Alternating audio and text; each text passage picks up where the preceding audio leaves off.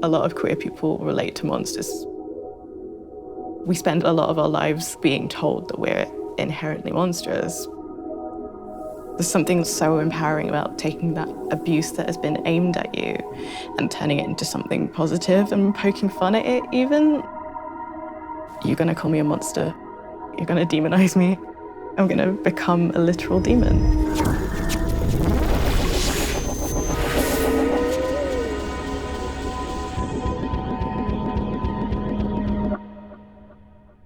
I think sometimes people maybe see me in a nightclub and think I'm maybe unapproachable or scary, but I'm actually really lovely and sweet. I had a lot of shame growing up because there was no representation, and I just felt so othered and so different.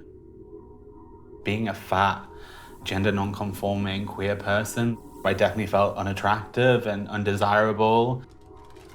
I really lent into that when I went to art school. And I just started exploring more with gender and more with costume and more with makeup. And that evolved into my performance art practice.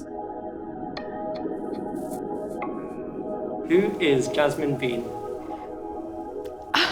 Sorry. I just literally don't know the answer. That's okay. I need to think of one, like, who is this bitch? Because, like, I don't know. It's probably started with characters that I liked.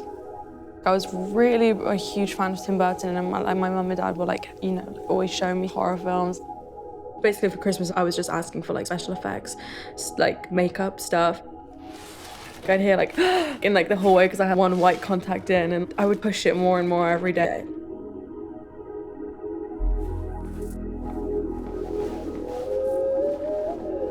It's always been strong, powerful, villainous characters that resonate with me.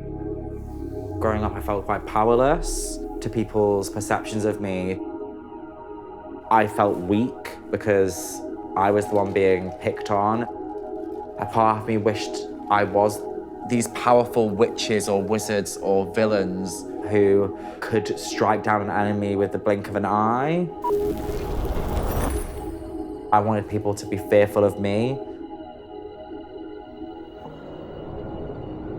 When you grow up queer, you're always going to be the strange thing that people don't understand. When I got alopecia, I lost my hair. I then had to fill that void. I'm like a bald person with no identifying features of, say, male and female. It's always been quite a mix-up.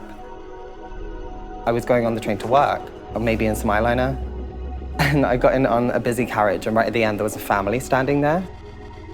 As I looked around, the family had then grabbed their children, turned their faces, and like pressed themselves against the window.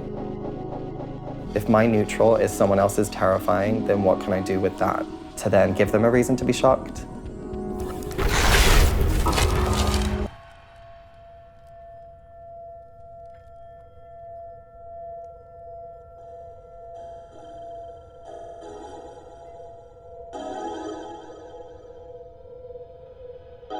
The first time I went out in a full look was after I'd lost my hair. I'd melted some candles onto a mannequin head and wore that. The reaction that I got when I entered the club was just pure fascination. Everyone was obsessed. I got the claps, I got the applause, I got people screaming at me, being like, wow, that's incredible. And that's what you need. You need someone celebrating it rather than pushing you back. When I'm in a look, I feel free. Like I can take on the world. Being able to treat every day like a fashion show, it gives me something to focus on that's not just the discomfort of being in the world. It's putting the inside of my mind on the outside. As soon as someone sees me, they can see so much about me as a person, bypassing my physical form and going straight to just like the raw soul. Becoming a creature with no connection to humanity at all allows me to express myself in ways that I would never feel comfortable doing as Harry. It allows me to be as effeminate, camp, and villainous as I want. I had this old drag number from back in the day where I would sing Poor Unfortunate Souls from The Little Mermaid. I would raise my skirt up and I'd have this dead squid strapped to my genitals. I would give birth to it. It would be this old, minging squid that had been in my pants for a good half an hour. The scent in the club was absolutely foul. But you know, that's what I was doing back in the day, you know, pushing buttons. The world and society is curated for straight cis people. We do not see people like us on TV, and that's why we draw these other things.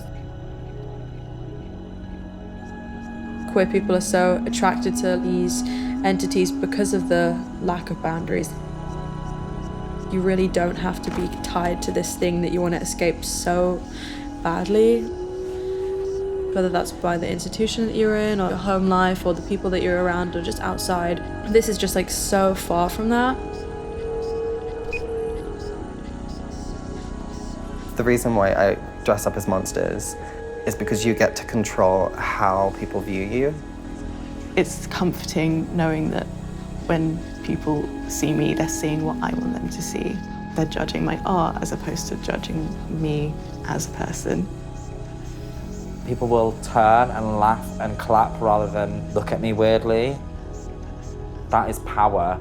That is reason enough to carry on doing this for me.